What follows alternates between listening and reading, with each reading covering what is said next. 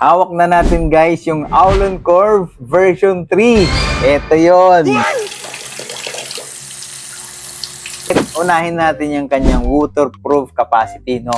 Kasi ito ay IP68, no? Yung huling dalawang versions, yung Curve 2 tsaka 1, IP67 lang siya, no? Ito, pwede mo talagang ilubog sa tubig at saka dustproof siya. Actually, yung Aulon Curve 2, nilubog namin sa dagat yun, okay naman. Nakikita nyo ba yung curve? Kung makikita nyo, medyo basa-basa pa yung kanyang strap kasi nilubog ko to sa tubig. So kahapon, tinest natin to kasi nag-jogging tayo kahapon. So meron din tayong data nung jogging. I think naka 2,000 steps yata ako kahapon.